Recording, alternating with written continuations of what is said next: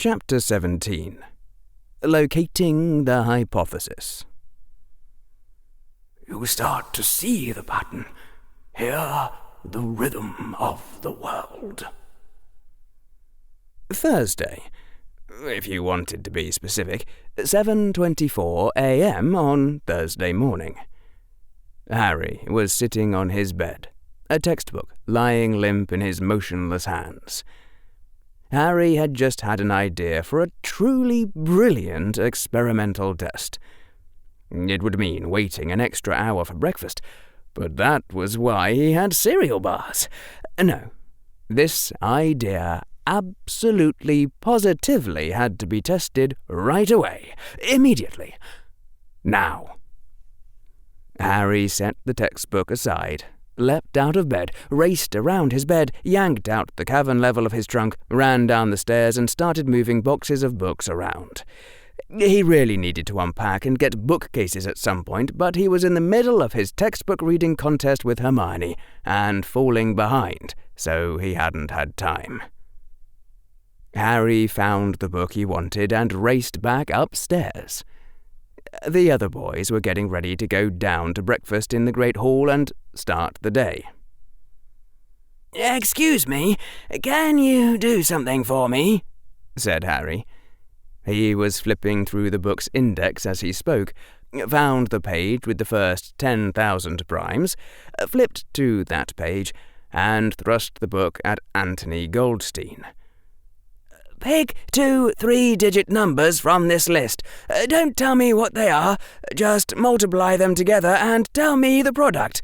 Oh, and can you do the calculation twice to double-check? Please make really sure you've got the right answer. I'm not sure what's going to happen to me or the universe if you make a multiplication error." It said a lot about what life in that dorm had been like over the past few days that Anthony didn't even bother saying anything like, "Would you suddenly flip out?" Or, "That seems really weird. What are your reasons for asking?" Or, "What do you mean you're not sure what's going to happen to the universe?" Anthony wordlessly accepted the book and took out a parchment and quill. Harry spun around and shut his eyes, making sure not to see anything, dancing back and forth and bouncing up and down with impatience. He got a pad of paper and a mechanical pencil and got ready to write. "Okay," Anthony said. 181,429. Harry wrote down 181,429. He repeated what he'd just written down, and Anthony confirmed it. Then Harry raced back down into the cavern level of his trunk, glanced at his watch. The watch said 4:28, which meant 7:28, and then shut his eyes. Around 30 seconds later, Harry heard the sound of steps, followed by the sound of the cavern level of the trunk sliding shut. Harry wasn't worried about suffocating. An automatic air-freshening charm was part of what you got if you were willing to buy a really good trunk. Wasn't magic wonderful? It didn't have to worry about electric bills. And when Harry opened his eyes, he saw just what he'd been hoping to see. A folded piece of paper left on the floor. The gift of his future self. Call that piece of paper Paper 2. Harry tore a piece of paper off his pad. Call that Paper 1. It was, of course, the same piece of paper. You could even see, if you looked closely, that the ragged edges matched. Harry reviewed in his mind the algorithm that he would follow. If Harry opened up Paper 2 and it was blank, then he would write 101 times 101 down on Paper 1, fold it up, study for an hour, go back in time, drop off Paper 1, which would thereby become Paper 2, and head on up out of the cavern level to join his dorm mates for breakfast. If Harry opened up paper 2 and it had 2 numbers written on it, Harry would multiply those numbers together. If their product equaled 181,429, Harry would write down those 2 numbers on paper 1 and send paper 1 back in time.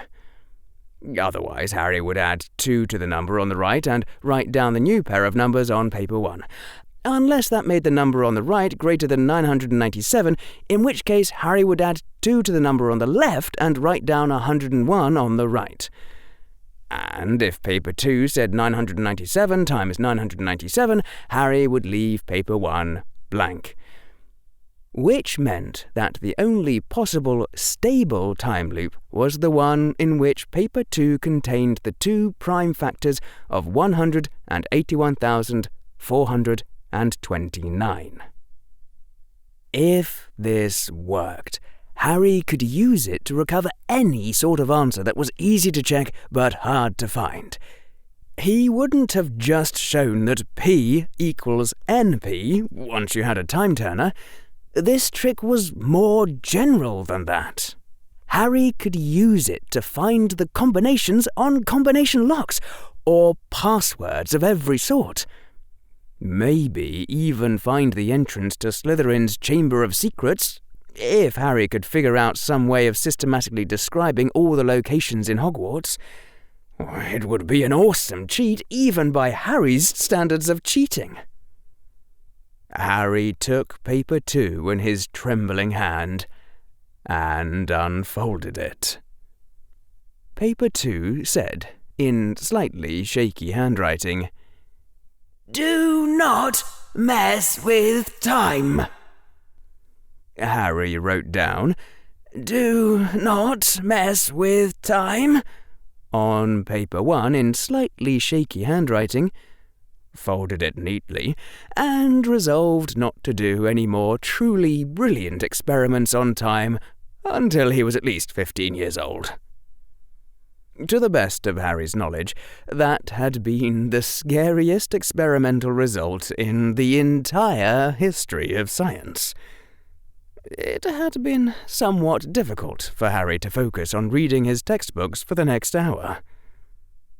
That was how Harry's Thursday started. Thursday. If you wanted to be specific, 3:32 p.m. on Thursday afternoon.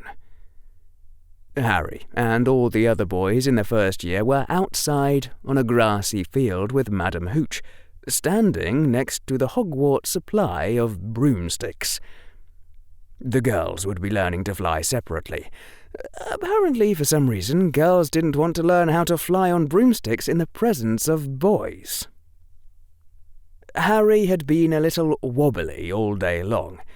He just couldn't seem to stop wondering how that particular stable time loop had been selected out of what was, in retrospect, a rather large space of possibilities.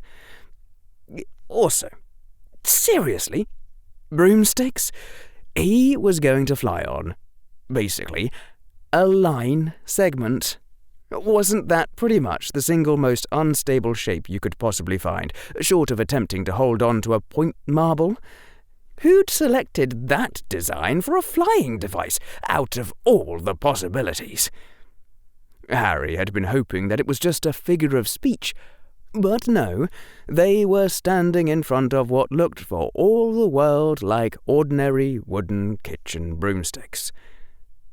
Had someone just gotten stuck on the idea of broomsticks and failed to consider anything else? It had to be.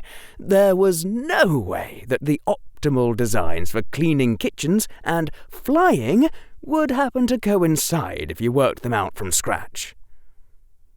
It was a clear day with a bright blue sky and a brilliant sun that was just begging to get in your eyes and make it impossible to see if you were trying to fly around the sky. The ground was nice and dry, smelling positively baked, and somehow felt very, very hard under Harry's shoes. Harry kept reminding himself that the lowest common denominator of 11-year-olds was expected to learn this, and it couldn't be that hard.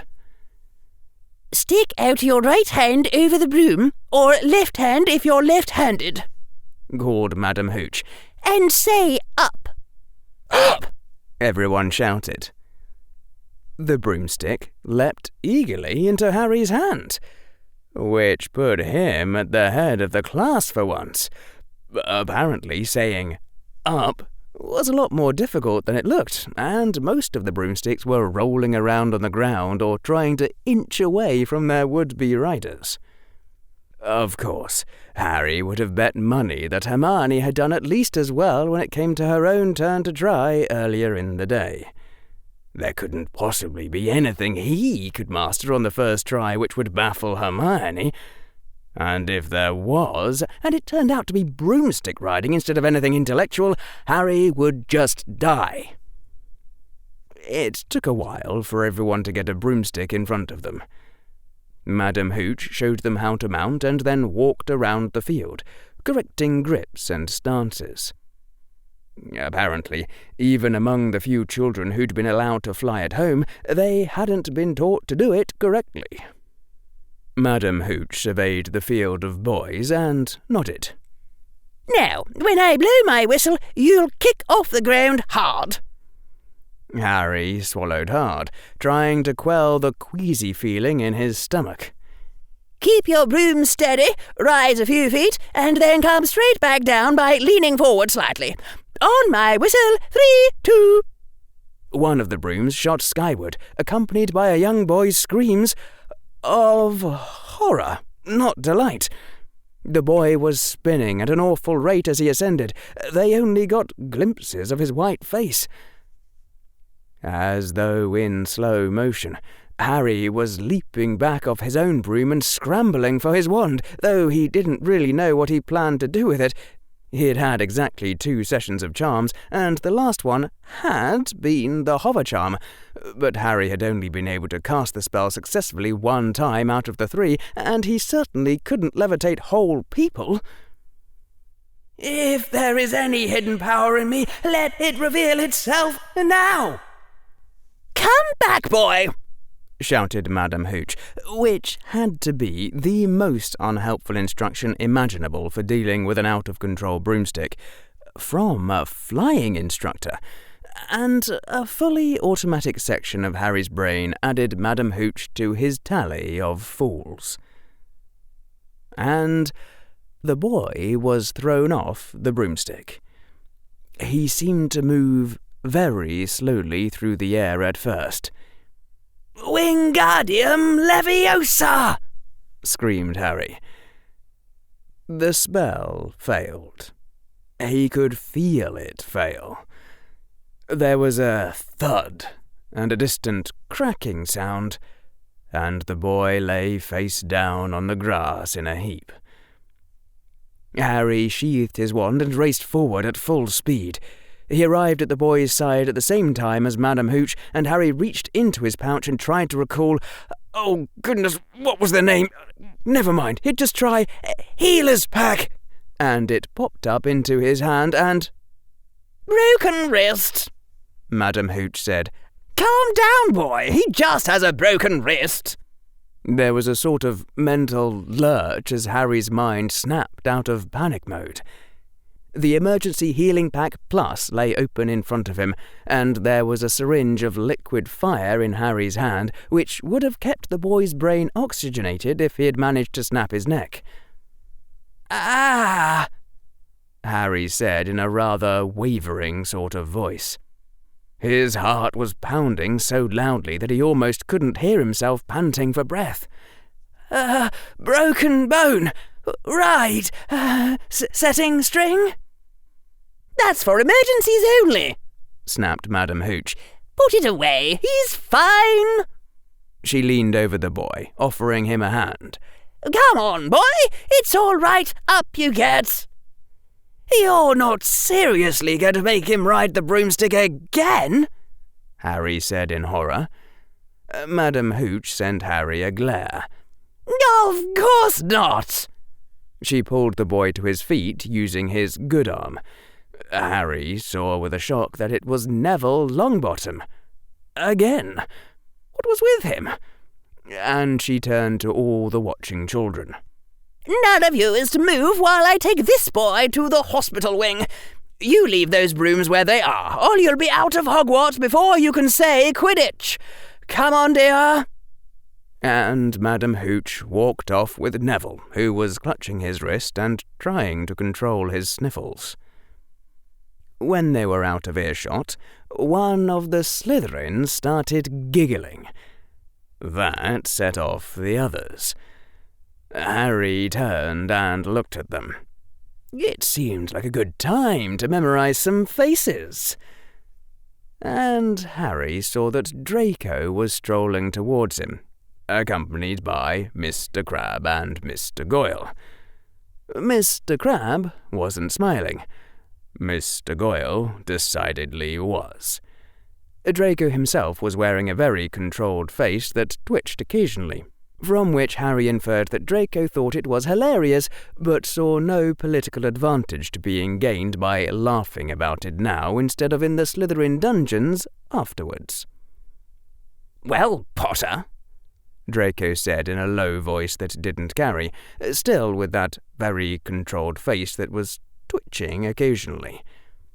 "Just wanted to say, when you take advantage of emergencies to demonstrate leadership, you want to look like you're in total control of the situation, rather than, say, going into a complete panic." Mr. Goyle giggled, and Draco shot him a quelling look. "But you probably scored a few points anyway. You need any help stowing that healer's kit?" Harry turned to look at the healing pack, which got his own face turned away from Draco. "I think I'm fine," Harry said. He put the syringe back in its place, redid the latches, and stood up. Ernie Macmillan arrived just as Harry was feeding the pack into his mokeskin pouch. "Thank you, Harry Potter, on behalf of Hufflepuff," Ernie Macmillan said formally. "It was a good try, and a good thought." "A good thought indeed," drawled Draco. "Why didn't anyone in Hufflepuff have their wands out? Maybe if you'd all helped instead of just Potter, you could have caught him. I thought Hufflepuffs were supposed to stick together." Ernie looked like he was torn between getting angry and wanting to die of shame. "We didn't think of it in time." "Ah," said Draco. "Didn't think of it. I guess that's why it's better to have one Ravenclaw as a friend than all of Hufflepuff." Oh, hell. How was Harry supposed to juggle this one? "You're not helping," Harry said in a mild tone, hoping Draco would interpret that as, "You're interfering with my plans, please shut up." "Aye, what's this?" said Mr. Goyle. He stooped to the grass and picked up something around the size of a large marble, a glass ball that seemed to be filled with a swirling white mist. Ernie blinked. "Neville's Remembrall." "What's a Remembrall?" asked Harry. "It turns red if you've forgotten something," Ernie said. "It doesn't tell you what you forgot, though. Give it here, please, and I'll hand it back to Neville later." Ernie held out his hand. A sudden grin flashed across Mr. Goyle's face, and he spun around and raced away. Ernie stood still for a moment in surprise and then shouted, "Oi!" and ran after Mr. Goyle. And Mr. Goyle grabbed a broomstick, hopped on it with one smooth motion, and took to the air. Harry's jaw dropped. Hadn't Madam Hooch said that would get him expelled? "That idiot!" Draco hissed. He opened his mouth to shout. "Hi!" shouted Ernie. "That's Neville's! Give it back!" The Slytherins started cheering and hooting. Draco's mouth snapped shut. Harry caught the sudden look of indecision on his face. "Draco," Harry said in a low tone. If you don't order that idiot back on the ground, the teacher's going to get back and—" "Come and get it, Hufflepuffle!" shouted Mr. Goyle, and a great cheer went up from the Slytherins. "I can't," whispered Draco. "Everyone in Slytherin would think I'm weak. And if Mr. Goyle gets expelled," hissed Harry, "your father is going to think you're a moron." Draco's face twisted in agony. At that moment, "Hey, Slither Slime!" shouted Ernie. "Didn't anyone ever tell you that Hufflepuffs stick together? Wands out, Hufflepuff!" And there were suddenly a whole lot of wands pointed in Mr. Goyle's direction.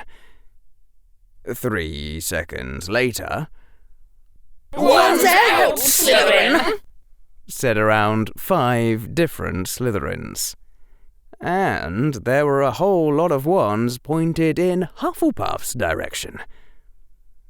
2 seconds later, "Wands out, Gryffindor!" "Do something, Potter," whispered Draco. "I can't be the one to stop this. It has to be you. I'll owe you a favour. Just think of something. Aren't you supposed to be brilliant?" In around 5.5 seconds, realised Harry, someone was going to cast the Sumerian simple strike hex, and by the time it was over, and the teachers were done expelling people, the only boys left in his year would be Ravenclaws. "Wands out, Ravenclaw!" shouted Michael Corner, who was apparently feeling left out of the disaster. "Gregory Goyle!" screamed Harry. "I challenge you to a contest for the possession of Neville's Remembrall." There was a sudden pause. "Oh, really?" said Draco in the loudest drawl Harry had ever heard. "That sounds interesting. What sort of contest, Potter?" Contest had been as far as Harry's inspiration had gotten. What sort of contest?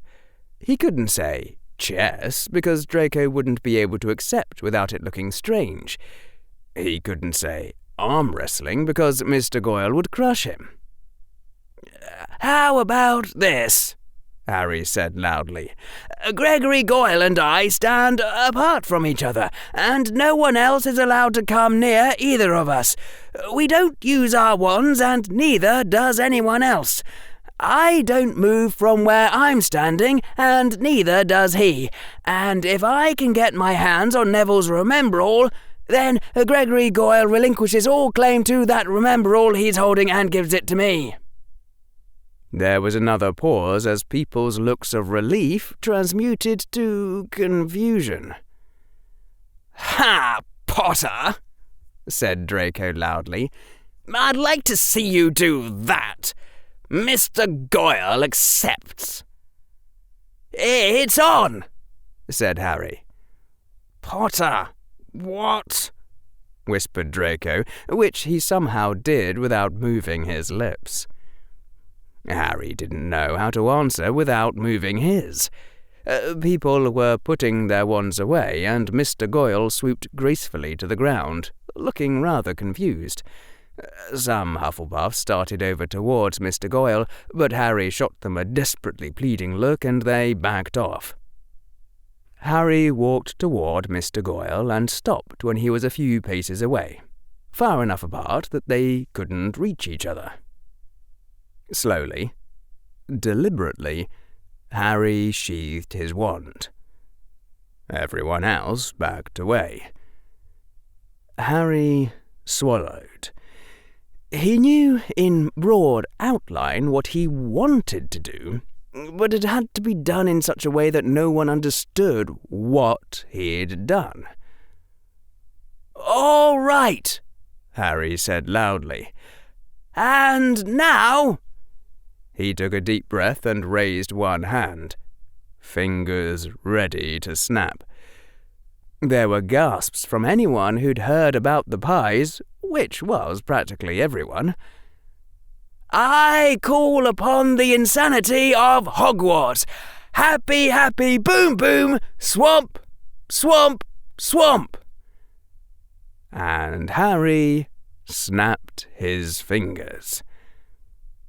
A lot of people flinched, and nothing happened. Harry let the silence stretch on for a while, developing, until... someone said. Is that it? Harry looked at the boy who'd spoken. Look in front of you. You see that patch of ground that looks barren, without any grass on it? Yeah, said the boy. A Gryffindor. Dean something. Dig it up. Now Harry was getting a lot of strange looks. Why? Said Dean something. Just do it, said Terry Boot in a weary voice. No point asking why. Trust me on this one. Dean something kneeled down and began to scoop away dirt. After a minute or so, Dean stood up again. There's nothing there, Dean said. Harry had been planning to go back in time and bury a treasure map that would lead to another treasure map that would lead to Neville's Remembrall, which he would put there after getting it back from Mr. Goyle. Then Harry realised there was a much simpler way that didn't threaten the secret of time turners quite as much. Thanks, Dean, Harry said loudly. Ernie, would you look around on the ground where Neville fell and see if you can find Neville's Remembrall? People looked even more confused. Just do it, said Terry Boot. He'll keep trying until something works, and the scary thing is that... Merlin! Gasped Ernie. He was holding up Neville's Remembrall. It's here, right where he fell. What? Cried Mr. Goyle. He looked down and saw that he was still holding Neville's Remembrall. There was a rather long pause. Said Dean something. That's not possible, is it? It's a plot hole, said Harry. I made myself weird enough to distract the universe for a moment, and it forgot that Goyle had already picked up the Remembrall. No, wait, that's totally not possible. Excuse me, are we all standing around here waiting to go flying on broomsticks? Yes, we are, so shut up. Anyway, once I get my hands on Neville's Remembrall, the contest is over, and Gregory Goyle has to relinquish all claim to the Remembrall he's holding and give it to me. Those were the terms, remember? Harry stretched out a hand and beckoned Ernie. Just roll it over here, since no one's supposed to get close to me, okay? Hold on, shouted a Slytherin, Blaise Zabini. Harry wasn't likely to forget that name. How do we know that's Neville's Remembrall? You could have just dropped another Remembrall there. The Slytherin is strong with this one, Harry said, smiling. But you have my word that the one Ernie's holding is Neville's. No comment about the one Gregory Goyle's holding. Zabini spun to Draco. Oh, Malfoy, you're not just going to let him get away with that? Shut up, you, rumbled Mr. Crabbe, standing behind Draco. Mr. Malfoy doesn't need you to tell him what to do. Good minion. My bet was with Draco of the noble and most ancient house of Malfoy, Harry said. Not with you, Zabini. I have done what Mr. Malfoy said he'd like to see me do, and for the judgment of the bet, I leave that up to Mr. Malfoy." Harry inclined his head towards Draco and raised his eyebrows slightly. That ought to allow Draco to save enough face. There was a pause. "You promise that actually is Neville's Remembrall?" Draco said. "Yes," Harry said. "That's the one that'll go back to Neville, and it was his originally. And the one Gregory Goyle's holding goes to me." Draco nodded, looking decisive. "I won't question the word of the noble house of Potter, then, no matter how strange that all was. And the noble and most ancient house of Malfoy keeps its word as well. Mr. Goyle, give that to Mr. Potter." "Hey," Zabini said. "He hasn't won yet. He hasn't got his hands on—" "Catch, Harry," said Ernie, and he tossed the Remembrall. Harry easily snapped the Remembrall out of the air. He had always had good reflexes that way. "There," said Harry. "I win." Harry trailed off. All conversation stopped. The Remembrall was glowing bright red in his hand, blazing like a miniature sun that cast shadows on the ground in broad daylight. Thursday.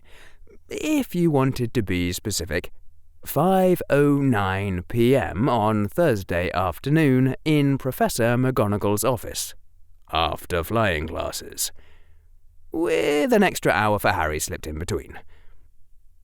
Professor McGonagall sitting on her stool, Harry in the hot seat in front of her desk. "Professor," Harry said tightly, "Slytherin was pointing their wands at Hufflepuff. Gryffindor was pointing their wands at Slytherin. Some idiot called wands out in Ravenclaw, and I had maybe 5 seconds to keep the whole thing from blowing sky high. It was all I could think of." Professor McGonagall's face was pinched and angry. "You are not to use the time turner in that fashion, Mr. Potter. Is the concept of secrecy not something that you understand?"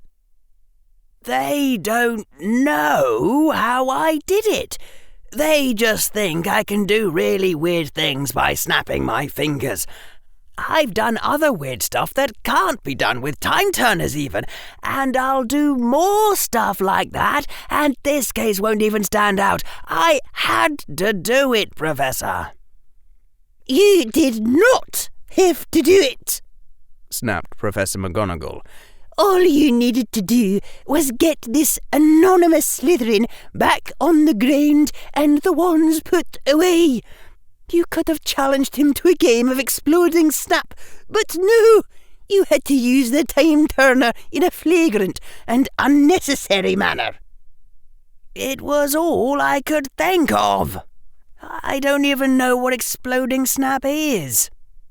They wouldn't have accepted a game of chess, and if I'd picked arm wrestling, I would have lost." "Then you should have picked wrestling." Harry blinked. "But then I'd have lost." Harry stopped. Professor McGonagall was looking very angry. "I'm sorry, Professor McGonagall," Harry said in a small voice. "I honestly didn't think of that. And you're right, I should have. It would have been brilliant if I had, but I just didn't think of that at all." Harry's voice trailed off. It was suddenly apparent to him that he'd had a lot of other options. He could have asked Draco to suggest something. He could have asked the crowd. His use of the time turner had been flagrant and unnecessary. There had been a giant space of possibilities. Why had he picked that one? Because he had seen a way to win. Win possession of an unimportant trinket that the teachers would have taken back from Mr. Goyle anyway. Intent to win. That was what had gotten him. "I'm sorry," Harry said again, "for my pride and my stupidity." Professor McGonagall wiped a hand across her forehead. Some of her anger seemed to dissipate, but her voice still came out very hard. "One more display like that, Mr. Potter, and you will be returning that time-turner. Do I make myself very clear?" "Yes," Harry said. "I understand, and I'm sorry."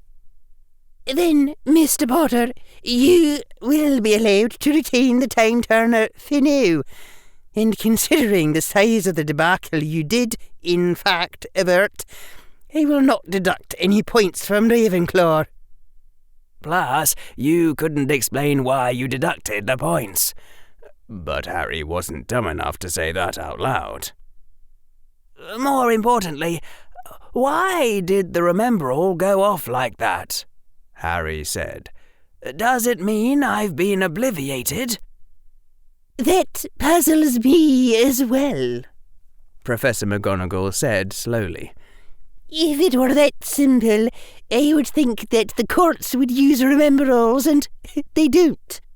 I shall look into it, Mr. Potter," she sighed. "You can go now." Harry started to get up from his chair, then halted. Sorry, I did have something else I wanted to tell you." You could hardly see the flinch. "What is it, Mr. Potter?" "It's about Professor Quirrell." "I'm sure, Mr. Potter, that it's nothing of importance." Professor McGonagall spoke the words in a great rush. "Surely you heard the headmaster tell the students that you were not to bother us with any unimportant complaints about the defence professor?" Harry was rather confused. But this could be important.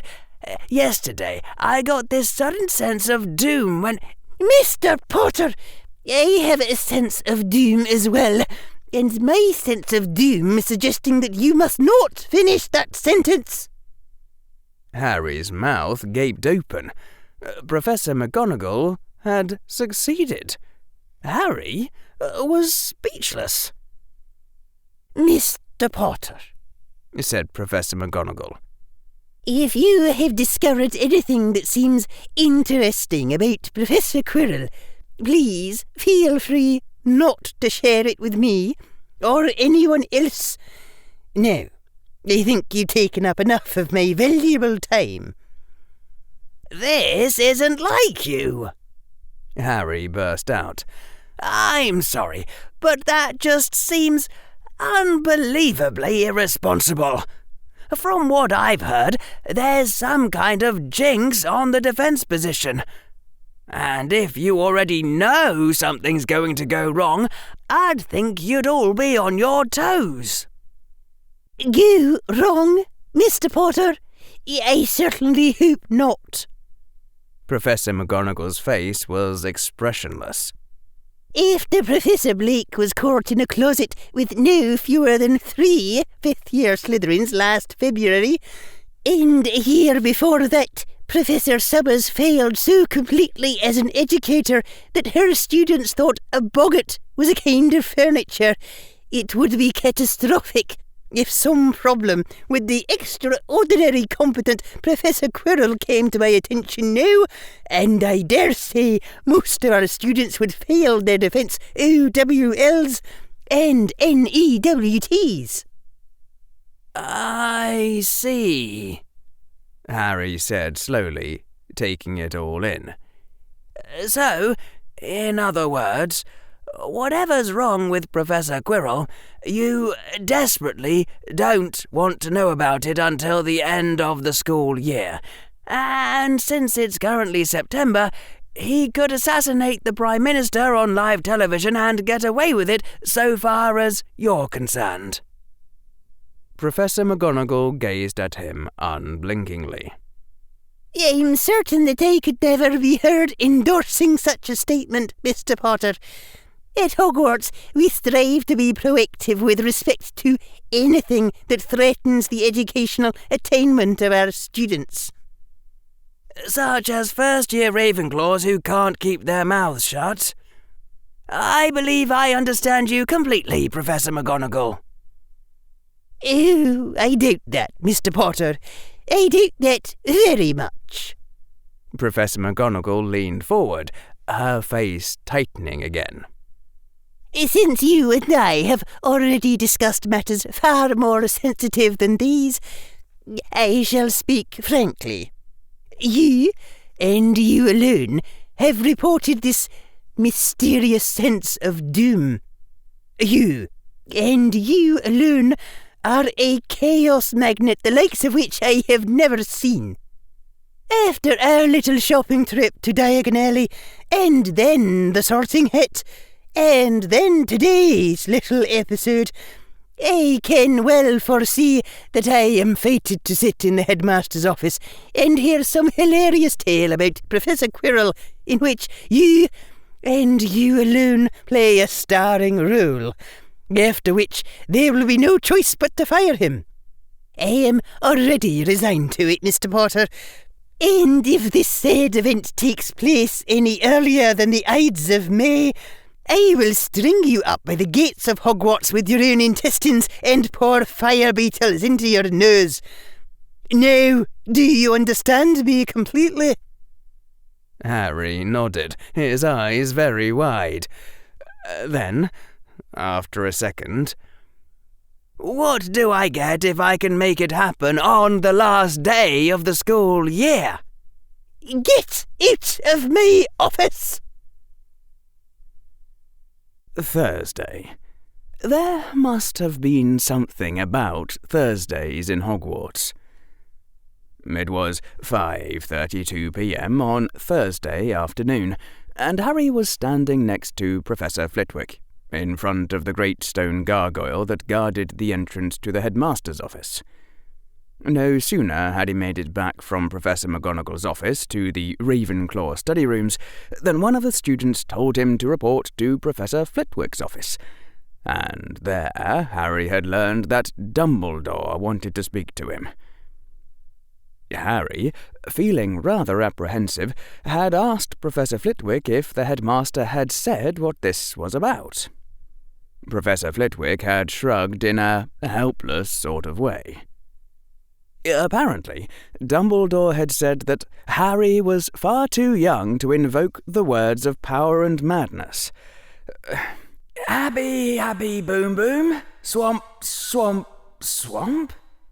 Harry had thought, but not said aloud.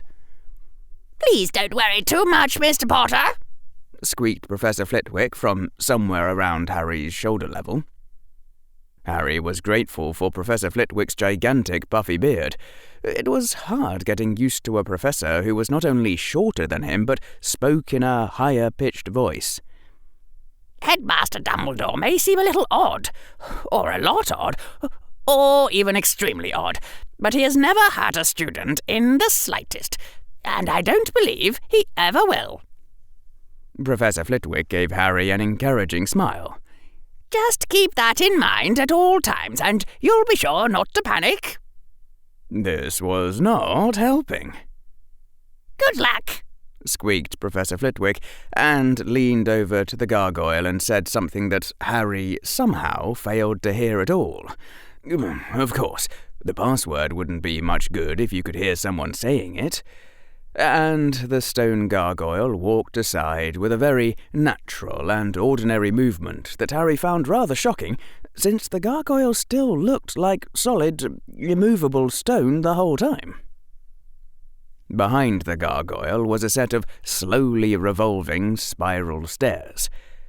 There was something disturbingly hypnotic about it, and even more disturbing was that revolving the spiral ought not to take you anywhere. Up you go, squeaked Flitwick. Harry rather nervously stepped onto the spiral and found himself, for some reason that his brain couldn't seem to visualize at all, moving upwards. The gargoyle thudded back into place behind him, and the spiral stairs kept turning, and Harry kept being higher up, and after a rather dizzying time, Harry found himself in front of an oak door with a brass griffin knocker. Harry reached out and turned the doorknob. The door swung open, and Harry saw the most interesting room he had ever seen in his life. There were tiny metal mechanisms that whirred or ticked or slowly changed shape or emitted little puffs of smoke. There were dozens of mysterious fluids in dozens of oddly shaped containers, all bubbling, boiling, oozing, changing colour or forming into interesting shapes that vanished half a second after you saw them. There were things that looked like clocks with many hands, inscribed with numbers or in unrecognisable languages. There was a bracelet bearing a lenticular crystal that sparkled with 1,000 colours, and a bird perched atop a golden platform, and a wooden cup filled with what looked like blood, and a statue of a falcon encrusted in black enamel. The wall was hung with pictures of people sleeping, and the sorting hat was casually poised on a hat rack that was also holding 2 umbrellas and 3 red slippers for left feet.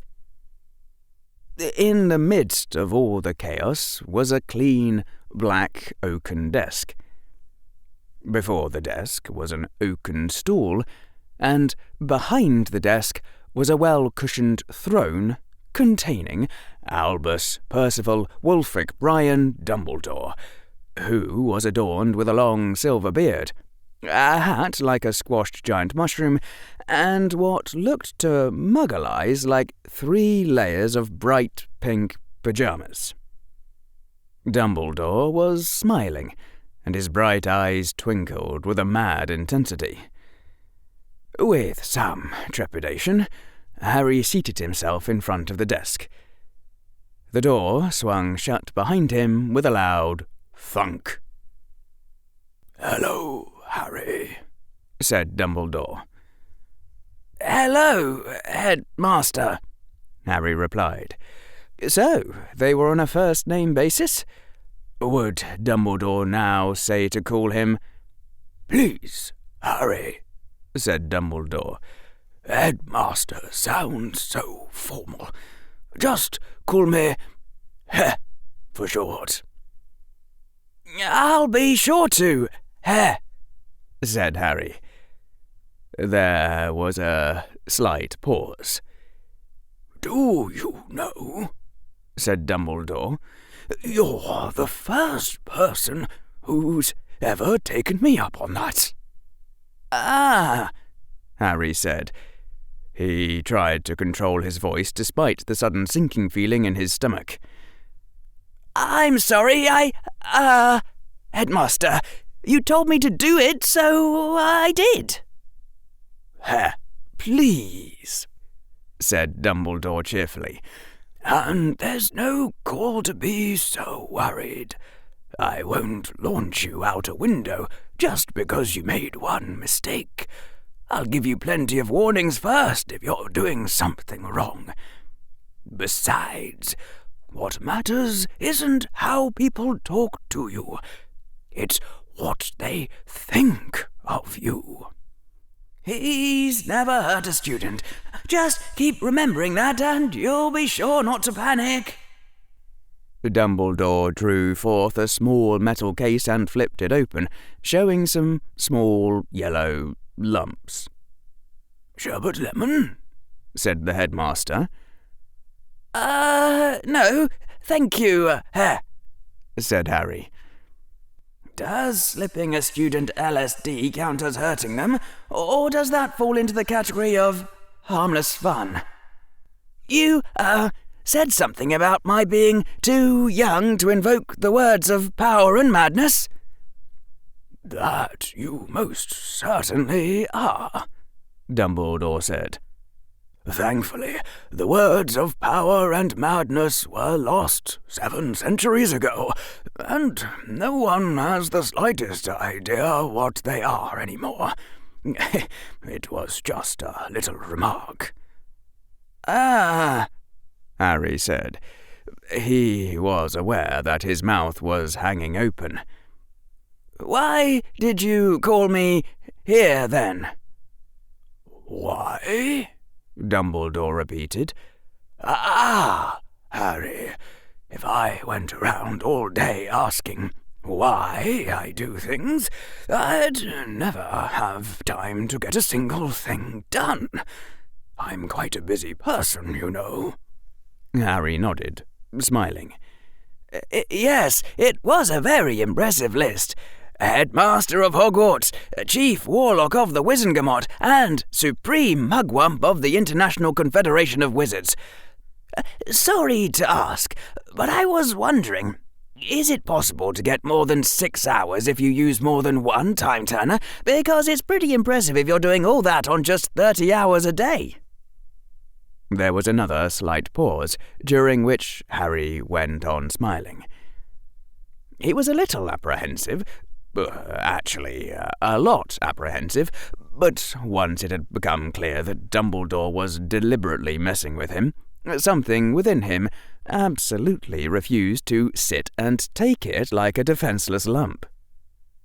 "I'm afraid time doesn't like being stretched out too much," said Dumbledore after the slight pause. "And yet we ourselves seem to be a little too large for it, and so it's a constant struggle to fit our lives into time." "Indeed," Harry said with grave solemnity. "That's why it's best to come to our points quickly." For a moment, Harry wondered if he'd gone too far. Then Dumbledore chuckled. "Straight to the point it shall be." The headmaster leaned forwards, tilting his squashed mushroom hat and brushing his beard against his desk. "Harry, this Monday you did something that should have been impossible, even with a time-turner. Or rather, impossible with only a time-turner. Where did those 2 pies come from, I wonder?" A jolt of adrenaline shot through Harry. He had done that using the cloak of invisibility, the one that had been given him in a Christmas box, along with a note, and that note had said, if Dumbledore saw a chance to possess one of the Deathly Hallows, he would never let it escape his grasp. "A natural thought," Dumbledore went on, "is that since none of the first years present were able to cast such a spell, someone else was present and yet unseen. And if no one could see them, why, it would be easy enough for them to throw the pies. One might further suspect that since you had a time-turner, you were the invisible one. And that, since the spell of disillusionment is far beyond your current abilities, you had an invisibility cloak." Dumbledore smiled conspiratorially. "Am I on the right track so far, Harry?" Harry was frozen. He had the feeling that an outright lie would not at all be wise, and possibly not the least bit helpful, and he couldn't think of anything else to say. Dumbledore waved a friendly hand. "Oh, don't worry, Harry. You haven't done anything wrong. Invisibility cloaks aren't against the rules. I suppose they're rare enough that no one ever got around to putting them on the list. But really, I was wondering something else entirely." "Oh?" Harry said in the most normal voice he could manage. Dumbledore's eyes shone with enthusiasm. You see, Harry, after you've been through a few adventures, you tend to catch the hang of these things. You start to see the pattern, hear the rhythm of the world. You begin to harbour suspicions before the moment of revelation. You are the boy who lived, and somehow an invisibility cloak made its way into your hands only 4 days after you discovered our magical Britain. Such cloaks are not for sale in Diagon Alley, but there is one which might find its own way to a destined wearer. And so I cannot help but wonder if by some strange chance you have found not just an invisibility cloak, but the cloak of invisibility, one of the 3 Deathly Hallows, and reputed to hide the wearer from the gaze of Death himself. Dumbledore's gaze was bright and eager. May I see it, Harry? Harry swallowed. There was a full flood of adrenaline in his system now, and it was entirely useless. This was the most powerful wizard in the world, and there was no way he could make it out the door, and there was nowhere in Hogwarts for him to hide if he did. He was about to lose the cloak that had been passed down through the Potters for who knew how long. Slowly, Dumbledore leaned back into his high chair. The bright light had gone out of his eyes, and he looked puzzled and a little sorrowful. Harry, said Dumbledore, if you don't want to, you can just say no. I can? Harry croaked. Yes, Harry, said Dumbledore. His voice sounded sad now and worried. It seems that you're afraid of me, Harry. May I ask what I've done to earn your distrust? Harry swallowed. Is there some way you can swear a binding magical oath that you won't take my cloak? Dumbledore shook his head slowly. Unbreakable vows are not to be used so lightly. And besides, Harry, if you did not already know the spell, you would have only my word that the spell was binding. Yet, surely, you realize that I do not need your permission to see the cloak. I am powerful enough to draw it forth myself, Mokeskin pouch or no. Dumbledore's face was very grave. But this I will not do. The cloak is yours, Harry. I will not seize it from you, not even to look at it for just a moment, unless you decide to show it to me. That is a promise and an oath. Should I need to prohibit you from using it on the school grounds, I will require you to go to your vault at Gringotts and store it there. Ah, Harry said. He swallowed hard, trying to calm the flood of adrenaline and think reasonably. He took the Mokeskin pouch off his belt.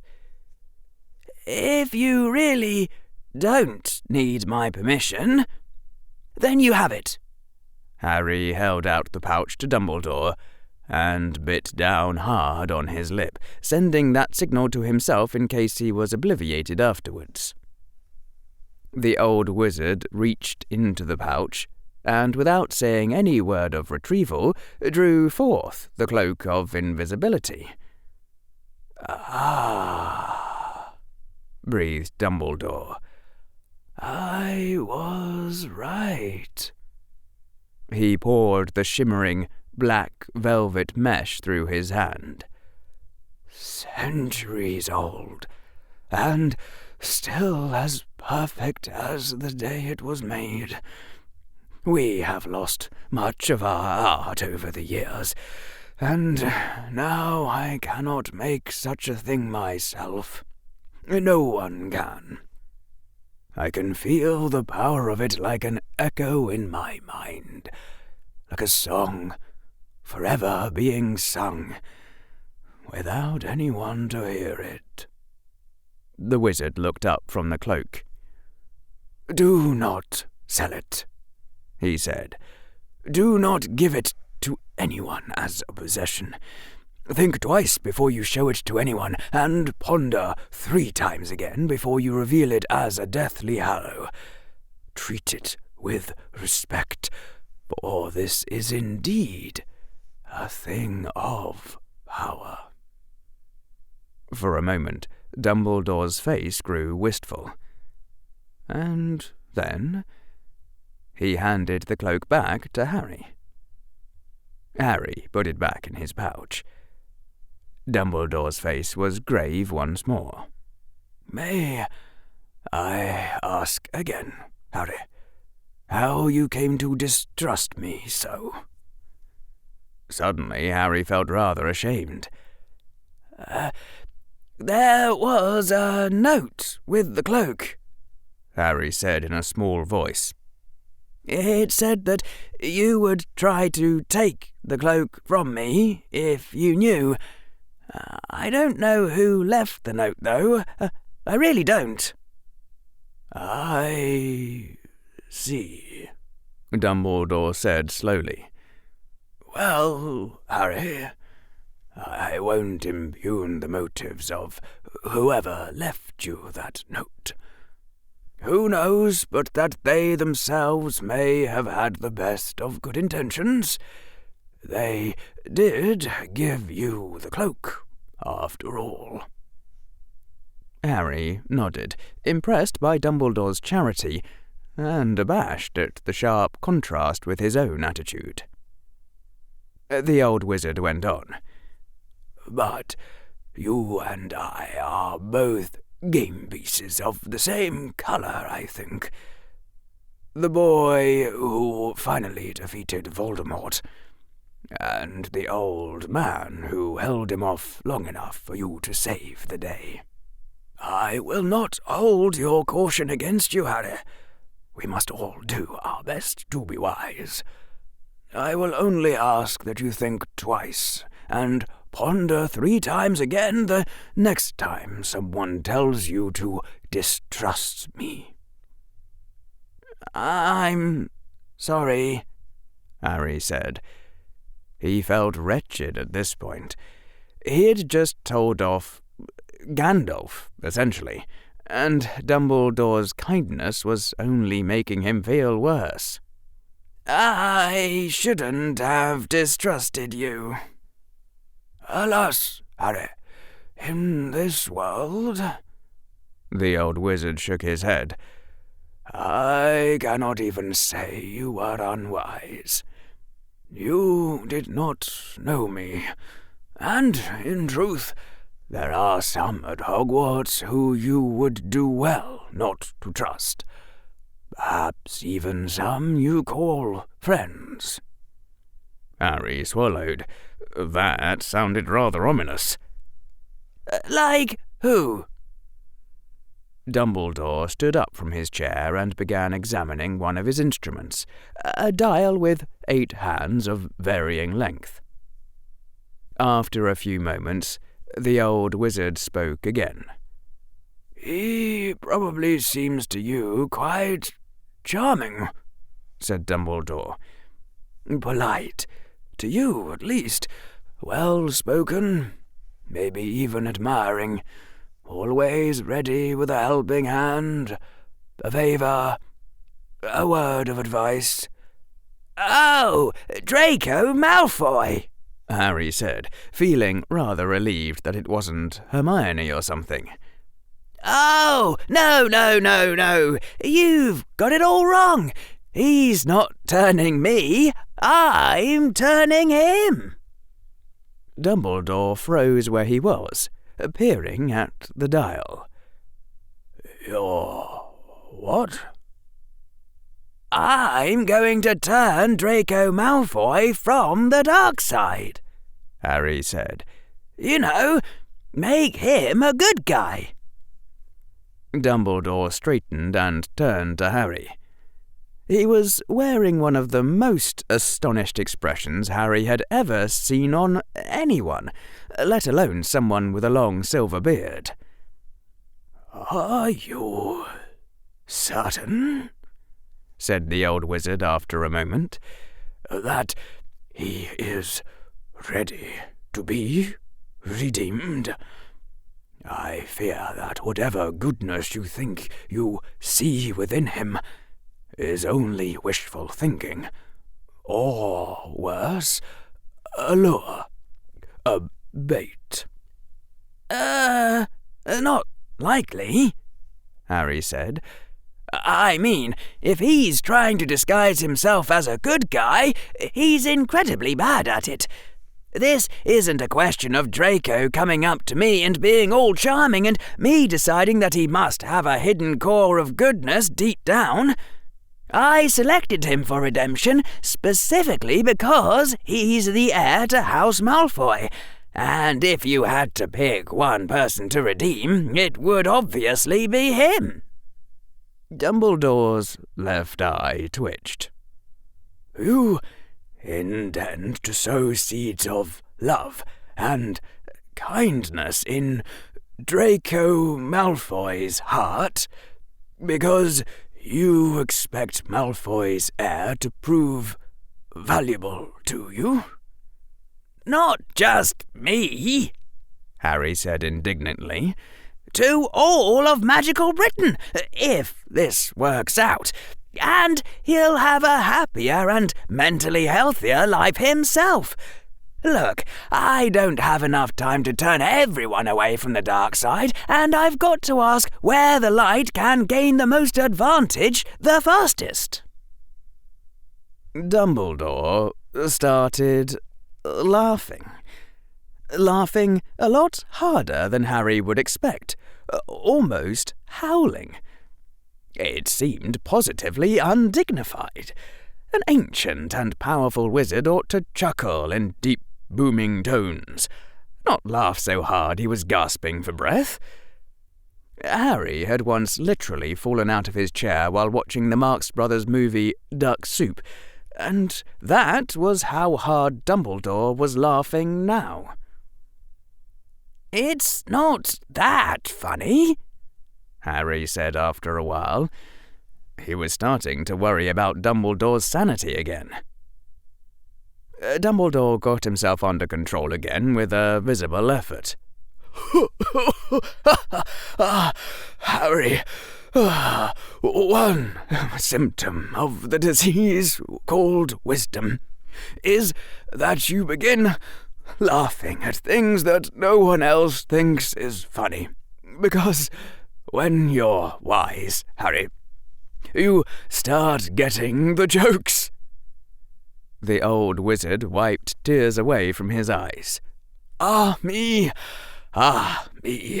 oft evil will shall evil mar indeed, in very deed.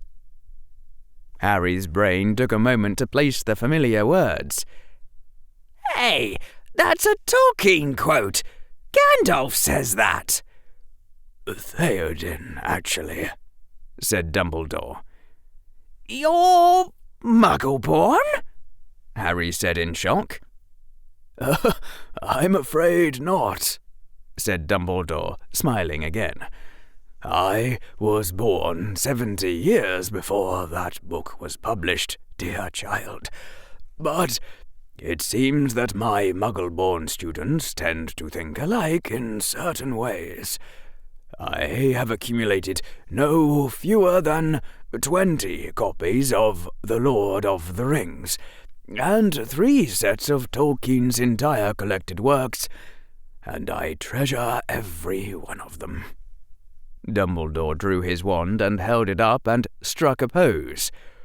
"You cannot pass," How does that look? Harry said in something approaching complete brain shutdown. I think you're missing a Balrog. And the pink pyjamas and squashed mushroom hat were not helping in the slightest. Ah, I see. Dumbledore sighed and glumly sheathed the wand in his belt. I fear there have been precious few Balrogs in my life of late. Nowadays, it's all meetings of the Wizengamots where I must try desperately to prevent any work from getting done, and formal dinners where foreign politicians compete to see who can be the most obstinate fool. And being mysterious at people, knowing things I have no way of knowing, making cryptic statements which can only be understood in hindsight, and all the other small ways in which powerful wizards amuse themselves after they have left the part of the pattern that allows them to be heroes. Speaking of which, Harry, I have a certain something to give you, something which belonged to your father. You do? Said Harry. Gosh, who would have figured? Yes, indeed, said Dumbledore. I suppose it is a little predictable, isn't it? His face turned solemn. None the less. Dumbledore went back to his desk and sat down, pulling out one of the drawers as he did so. He reached in, using both arms, and, straining slightly, pulled a rather large and heavy-looking object out of the drawer, which he then deposited on his oaken desk with a huge thunk. "This," Dumbledore said, "was your father's rock." Harry stared at it.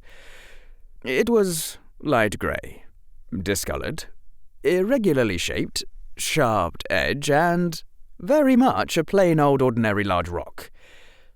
Dumbledore had deposited it so that it rested on the widest available cross-section, but it still wobbled unstably on his desk. Harry looked up. "This is a joke, right?"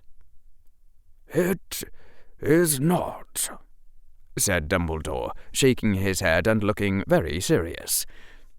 "I took this from the ruins of James and Lily's home in Godric's Hollow, where I also found you, and I have kept it from then until now, against the day when I could give it to you." In the mixture of hypotheses that served as Harry's model of the world, Dumbledore's insanity was rapidly rising in probability. But there was still a substantial amount of probability allocated to other alternatives. Is it a magical rock? "Not so far as I know," said Dumbledore. "But I advise you with the greatest possible stringency to keep it close about your person at all times." All right. Dumbledore was probably insane.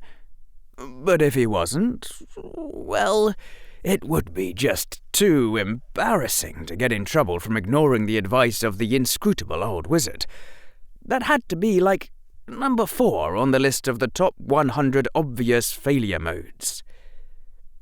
Harry stepped forward and put his hands on the rock, trying to find some angle from which to lift it without cutting himself. "I'll put it in my pouch, then." Dumbledore frowned. "That may not be close enough to your person. And what if your moleskin pouch is lost or stolen?" You think I should just carry a big rock everywhere I go?" Dumbledore gave Harry a serious look. "That might prove wise." "Ah," Harry said. It looked rather heavy. "I'd think the other students would tend to ask me questions about that."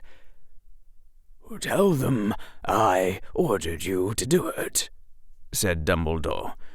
"No one will question that, since they all think I'm insane." His face was still perfectly serious. To be honest, if you go around ordering your students to carry large rocks, I can kind of see why people would think that." "Ah, Harry," said Dumbledore. The old wizard gestured, a sweep of one hand that seemed to take in all the mysterious instruments around the room. "When we are young, we believe that we know everything. And so we believe that if we see no explanation for something, then no explanation exists. When we are older, we realize that the whole universe works by a rhythm and a reason, even if we ourselves do not know it. It is only our own ignorance which appears to us as insanity." "Reality is always lawful," said Harry, "even if we don't know the law." "Precisely, Harry," said Dumbledore. "To understand this, and I see that you do understand it, is the essence of wisdom." "So, why do I have to carry this rock, exactly?" "I can't think of a reason, actually," said Dumbledore.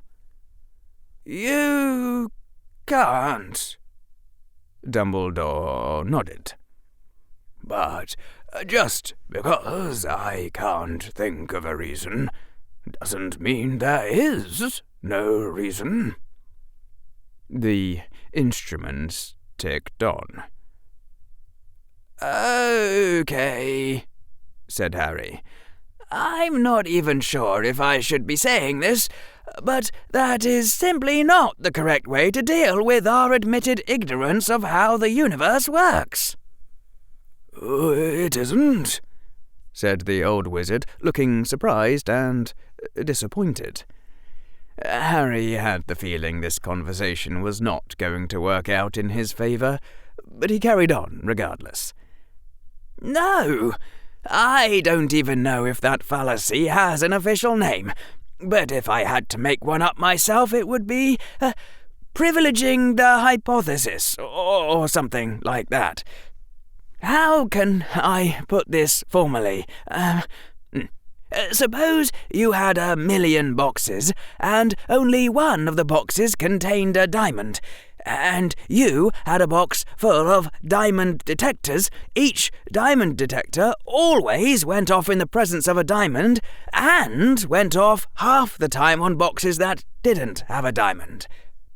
If you ran 20 detectors over all the boxes, you'd have, on average, 1 false candidate and 1 true candidate left, and then it would just take 1 or 2 more detectors before you were left with the 1 true candidate. The point being that when there are lots of possible answers, most of the evidence you need goes into just locating the true hypothesis out of the millions of possibilities, bringing it to your attention in the first place. The amount of evidence you need to judge between 2 or 3 plausible candidates is much smaller by comparison. So, if you just jump ahead without evidence and promote one particular possibility to the focus of your attention, you're skipping over most of the work.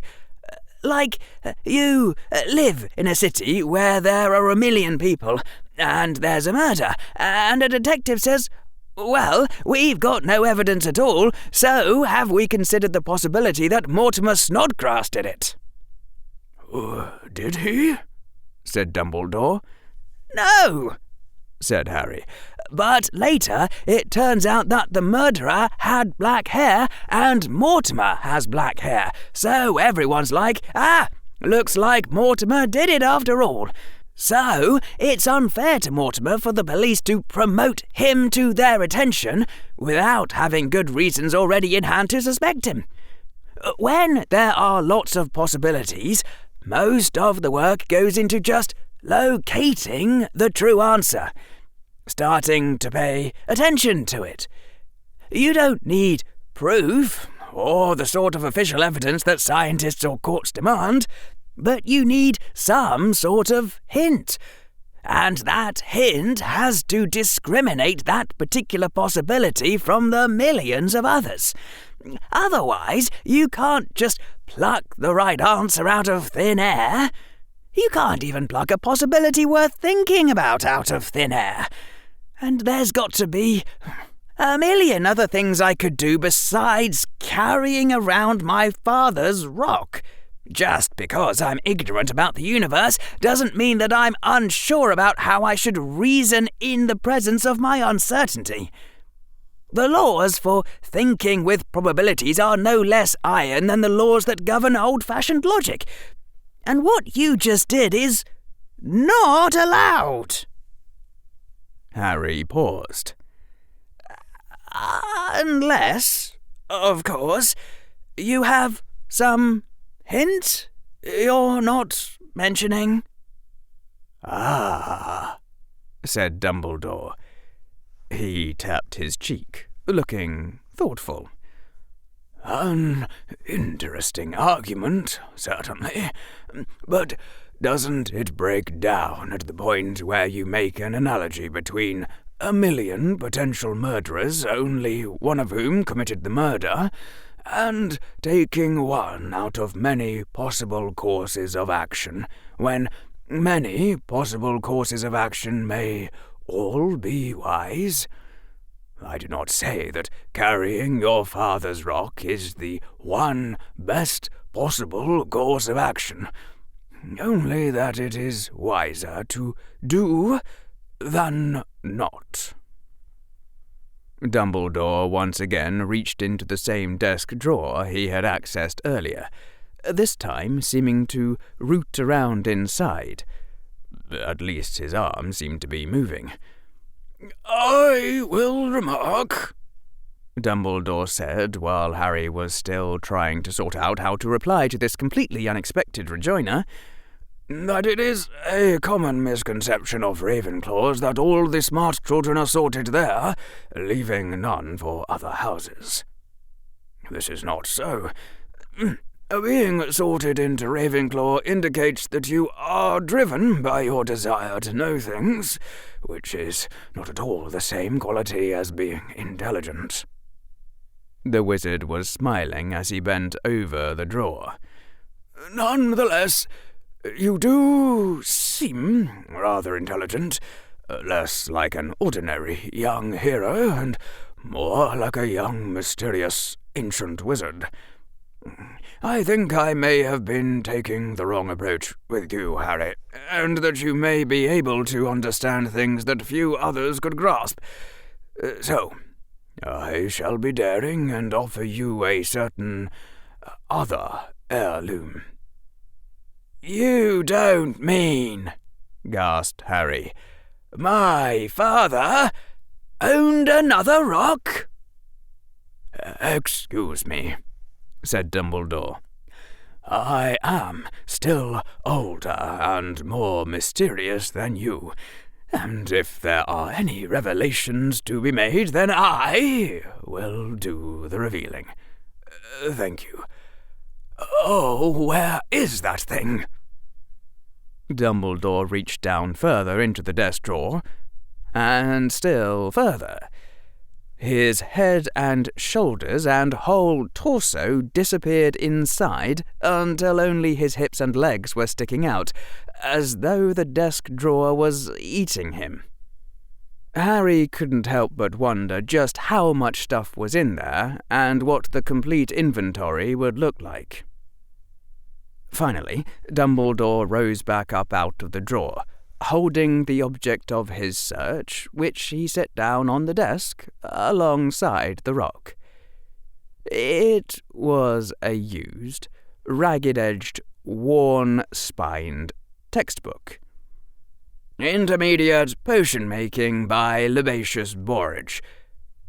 There was a picture of a smoking vial on the cover. "This," Dumbledore intoned, "was your mother's 5th-year potions textbook." "Which I am to carry with me at all times," said Harry. "Which holds a terrible secret. A secret whose revelation could prove so disastrous that I must ask you to swear. And I do require you to swear it seriously, Harry, whatever you may think of all this, never to tell anyone or anything else." Harry considered his mother's 5th-year potions textbook, which, apparently, held a terrible secret. The problem was that Harry did take oaths like that very seriously. Any vow was an unbreakable vow if made by the right sort of person. And "I'm feeling thirsty," Harry said. "And that's not at all a good sign." Dumbledore entirely failed to ask any questions about this cryptic statement. "Do you swear, Harry?" said Dumbledore. His eyes gazed intently into Harry's. "Otherwise I cannot tell you." "Yes," said Harry. "I swear."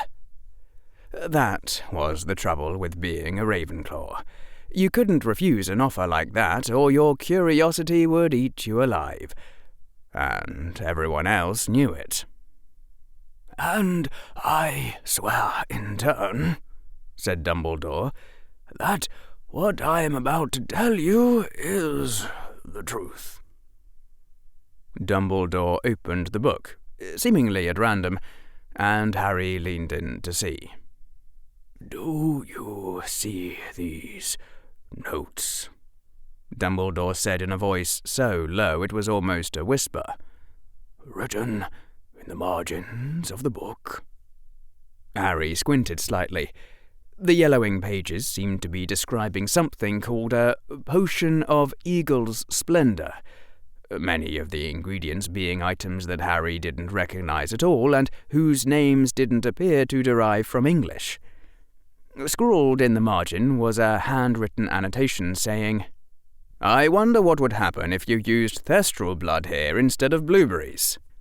And immediately beneath was a reply in different handwriting. "You'd get sick for weeks and maybe die." "I see them," said Harry. "What about them?" Dumbledore pointed to the second scrawl. "The ones in this handwriting," he said, still in that low voice, "were written by your mother. And the ones in this handwriting," moving his finger to indicate the first scrawl, "were written by me. I would turn myself invisible and sneak into her dorm room while she was sleeping. Lily thought one of her friends was writing them, and they had the most amazing fights." That was the exact point at which Harry realized that the headmaster of Hogwarts was, in fact, crazy. Dumbledore was looking at him with a serious expression. "Do you understand the implications of what I have just told you, Harry?" Harry said. His voice seemed to be stuck. Sorry, not really. Ah, well, said Dumbledore, and sighed. I suppose your cleverness has limits, after all, then. Shall we all just pretend I didn't say anything? Harry rose from his chair, wearing a fixed smile. Of course, Harry said. You know, it's actually getting rather late in the day and I'm a bit hungry, so I should be going down to dinner, really. And Harry made a beeline for the door. The doorknob entirely failed to turn. You wound me, Harry, said Dumbledore's voice in quiet tones that were coming from right behind him. Do you not at least realize that what I have told you is a sign of trust? Harry slowly turned around. In front of him was a very powerful and very insane wizard with a long silver beard, a hat like a squashed giant mushroom, and wearing what looked to Muggle eyes like 3 layers of bright pink pyjamas. Behind him was a door that didn't seem to be working at the moment. Dumbledore was looking rather saddened and weary, like he wanted to lean on a wizard's staff he didn't have. Really? Said Dumbledore. You try anything new instead of following the same pattern every time for 110 years, and people all start running away. The old wizard shook his head in sorrow. I'd hoped for better from you, Harry Potter. I'd heard that your own friends also think you mad. I know they are mistaken. Will you not believe the same of me? Please open the door, Harry said, his voice trembling. If you ever want me to trust you again, open the door. There was a sound behind him of a door opening. There were more things I planned to say to you, Dumbledore said, and if you leave now, you will not know what they were. Sometimes Harry absolutely hated being a Ravenclaw. He's never hurt a student, said Harry's Gryffindor side. Just keep remembering that and you'll be sure not to panic. You're not going to run away just because things are getting interesting, are you? You can't just walk out on the headmaster, said the Hufflepuff part. What if he starts deducting house points? He could make your school life very difficult if he decides he doesn't like you. And a piece of himself which Harry didn't much like but couldn't quite manage to silence was pondering the potential advantages of being one of the few friends of this mad old wizard who also happened to be headmaster, chief warlock, and supreme mugwump. And, unfortunately, his inner Slytherin seemed to be much better than Draco at turning people to the dark side, because it was saying things like, "Poor fellow! He looks like he needs someone to talk to, doesn't he?" And, "You wouldn't want such a powerful man to end up trusting someone less virtuous, would you?" And, "I wonder what sort of incredible secrets Dumbledore could tell you if, you know, you became friends with him." And even, "I bet he's got a really interesting book collection." Bah! You're all a bunch of lunatics, Harry thought at the entire assemblage. But he'd been unanimously outvoted by every component part of himself. Harry turned, took a step towards the open door, reached out, and deliberately closed it again. It was a costless sacrifice, given that he was staying anyway. Dumbledore could control his movements regardless, but maybe it would impress Dumbledore. When Harry turned back around, he saw that the powerful, insane wizard was once more smiling and looking friendly. That was good. Maybe. "Please don't do that again," Harry said. "I don't like being trapped." "I am sorry about that, Harry," said Dumbledore in what sounded like tones of sincere apology. "But it would have been terribly unwise to let you leave without your father's rock." "Of course," Harry said. "It wasn't reasonable of me to expect the door to open before I put the quest items in my inventory." Dumbledore smiled and nodded. Harry went over to the desk, twisted his moleskin pouch around to the front of his belt, and, with some effort, managed to heave up the rock in his 11-year-old arms and feed it in. He could actually feel the weight slowly diminishing as the widening lip charm ate the rock, and the burp which followed was rather noisy and had a distinctly complaining sound to it. His mother's 5th-year potions textbook, which held a secret that was in fact pretty terrible, followed shortly after. And then Harry's inner Slytherin made a sly suggestion for ingratiating himself with the headmaster, which unfortunately had been perfectly pitched in such a way as to gain the support of the majority Ravenclaw faction. "So," Harry said, as long as I'm hanging around, I don't suppose you'd like to give me a bit of a tour of your office? I'm a bit curious as to what some of these things are." And that was his understatement for the month of September. Dumbledore gazed at him, and then nodded with a slight grin. "I'm flattered by your interest," said Dumbledore, "but I'm afraid there isn't much to say." Dumbledore took a step closer to the wall and pointed to a painting of a sleeping man.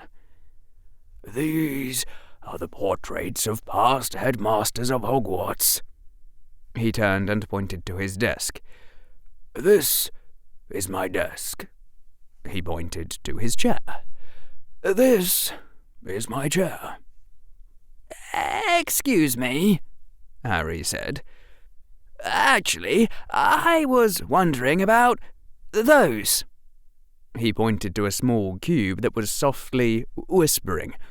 "Blubber, blubber, blubber." "Oh, the little fiddly things," said Dumbledore. "They came with the headmaster's office, and I have absolutely no idea what most of them do. Although this dial with the 8 hands counts the number of, let's call them sneezes, by the left-handed witches within the borders of France. You would not believe how much work it took to nail that down. And this one with the golden wibblers is my own invention, and Minerva is never, ever going to figure out what it's doing." Dumbledore took a step over to the hat rack while Harry was still processing this. "Here, of course, we have the sorting hat. I believe the two of you have met. It told me that it was never again to be placed on your head under any circumstances. You're only the 14th student in history, it said that about. Baba Yaga was another one, and I'll tell you about the other 12 when you're older. This is an umbrella. This is another umbrella. Dumbledore took another few steps and turned around, now smiling quite broadly. And, of course, most people who come to my office want to see Fawkes. Dumbledore was standing next to the bird on the golden platform. Harry came over, rather puzzled. This is Fawkes? Fawkes is a phoenix, said Dumbledore. Very rare, very powerful magical creatures. Ah, Harry said. He lowered his head and stared into the tiny, beady black eyes, which showed not the slightest sign of power or intelligence. Ah, Harry said again. He was pretty sure he recognized the shape of the bird. It was pretty hard to miss. Say something intelligent. Harry's mind roared at itself. Don't just stand there sounding like a gibbering moron. Well, what the heck am I supposed to say? Harry's mind fired back. Anything. You mean anything besides Fawkes is a chicken? Yes, anything but that. So, what sort of magic do phoenixes do then? Oh, their tears have the power to heal, Dumbledore said. They are creatures of fire, and move between all places as easily as fire may extinguish itself in one place and be kindled in another. The tremendous strain of their innate magic ages their bodies quickly, and yet they are as close to undying as any creature that exists in this world, for whenever their bodies fail them, they immolate themselves in a burst of fire, and leave behind a hatchling, or sometimes an egg. Dumbledore came closer and inspected the chicken, frowning. Looking a little peaky there, I'd say. By the time this statement registered fully in Harry's mind, the chicken was already on fire. The chicken's beak opened, but it didn't have time for so much as a single core before it began to wither and char. The blaze was brief, intense, and entirely self-contained. There was no smell of burning. And then the fire died down only seconds after it had begun, leaving behind a tiny, pathetic heap of ashes on the golden platform. Don't look so horrified, Harry, said Dumbledore. Fawkes hasn't been hurt. Dumbledore's hand dipped into a pocket, and then the same hand sifted through the ashes and turned up a small, yellowish egg. Look, here's an egg. Oh, wow, amazing. But now we really should get on with things, Dumbledore said. Leaving the egg behind in the ashes of the chicken, he returned to his throne and seated himself. It's almost time for dinner, after all, and we wouldn't want to have to use our time-turners. There was a violent power struggle going on in the government of Harry. Slytherin and Hufflepuff had switched sides after seeing the headmaster of Hogwarts set fire to a chicken. Yes, things, said Harry's lips. And then dinner. You're sounding like a gibbering moron again, observed Harry's inner critic. Well, Dumbledore said, I fear I have a confession to make, Harry. A confession and an apology. Apologies are good. That doesn't even make sense. What am I talking about? The old wizard sighed deeply. You may not still think so after understanding what I have to say. I'm afraid Harry, that I've been manipulating you your entire life. It was I who consigned you to the care of your wicked step-parents." "My step-parents aren't wicked," blurted Harry. "My parents, I mean." They aren't?" Dumbledore said, looking surprised and disappointed. "Not even a little wicked? That doesn't fit the pattern." Harry's inner Slytherin screamed at the top of its mental lungs. "Shut up, you idiot! He'll take you away from them!" No, said Harry, lips frozen in a ghastly grimace. I was just trying to spare your feelings. They're actually very wicked." "They are?" Dumbledore leaned forward, gazing at him intently. "What do they do?" "Talk fast." I have to do dishes and watch problems, and they don't let me read a lot of books and... "Ah, good.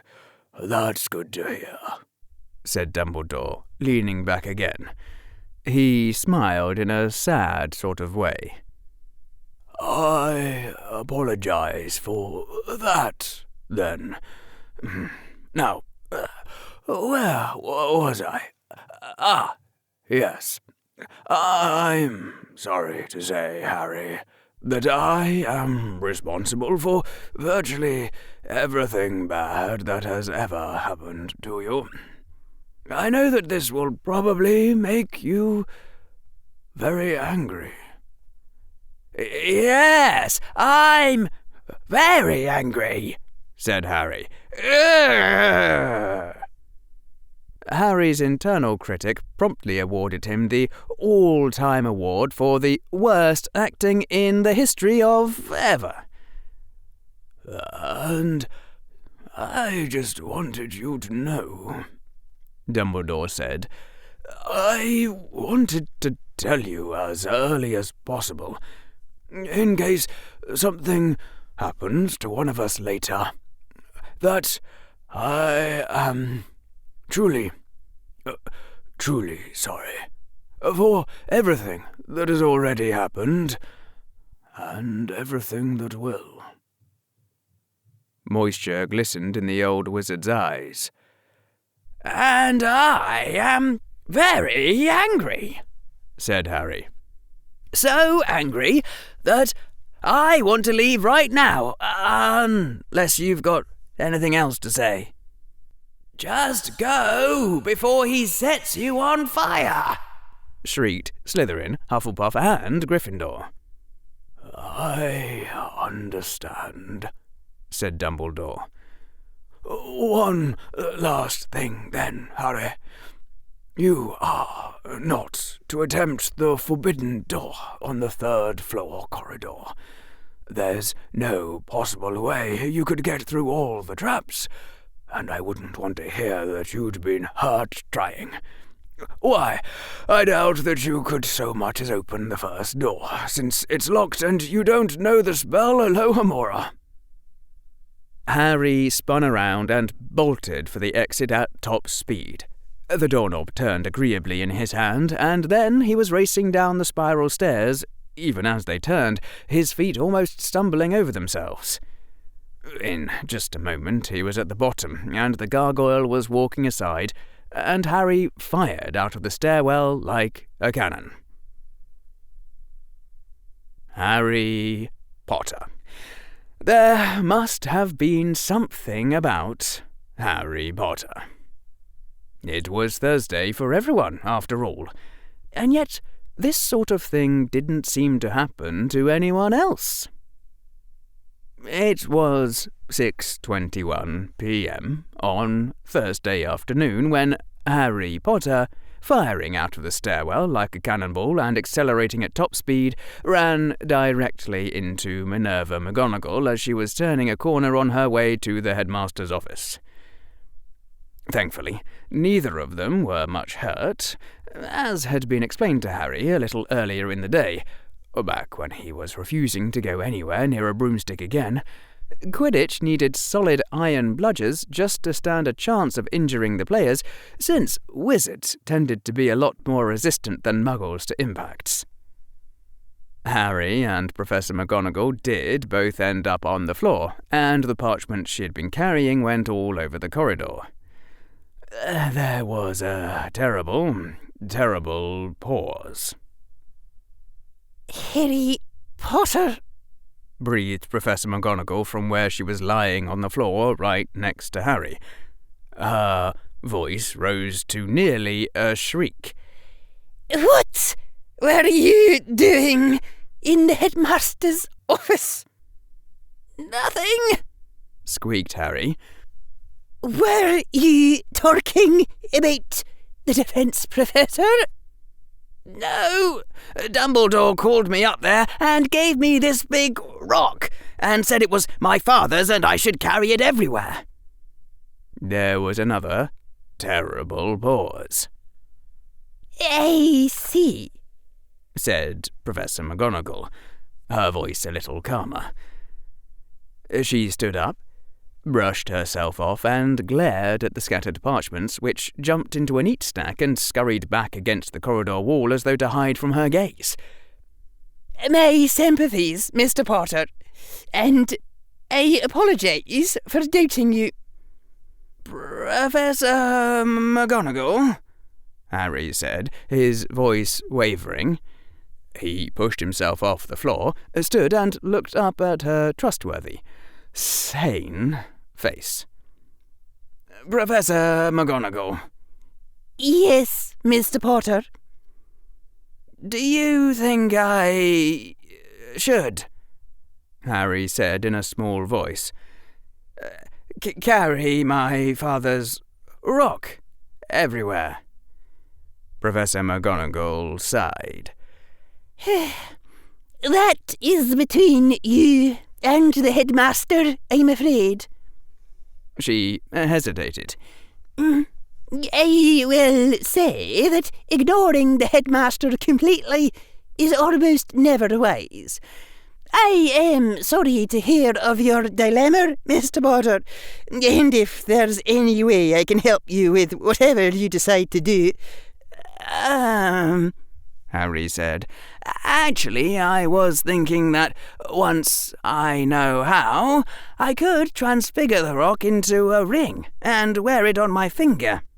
If you could teach me how to sustain a transfiguration... It is good that you asked me first, Professor McGonagall said, her face growing a bit stern. If you lost control of the transfiguration, the reversal would cut off your finger and probably rip your hand in half. At your age, even a ring is too large of a target for you to sustain indefinitely without it being a serious drain on your magic. But I can have a ring forged for you with a setting for a jewel. A small jewel in contact with your skin, and you can practice sustaining a safe subject, like a marshmallow, when you have kept it up successfully, even in your sleep, for a full month. I will allow you to transfigure your father's rock. Professor McGonagall's voice trailed off. Did the headmaster really? Yes. Professor McGonagall sighed. That's a bit strange, even for him. She stooped and picked up the stack of parchments. I'm sorry about this, Mr. Potter.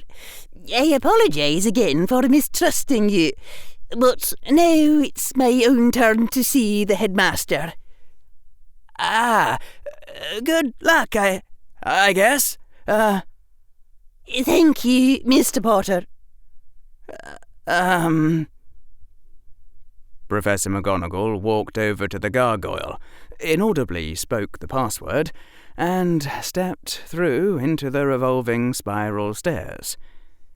She began to rise out of sight, and the gargoyle started back. Professor McGonagall, the headmaster set fire to a chicken! He what?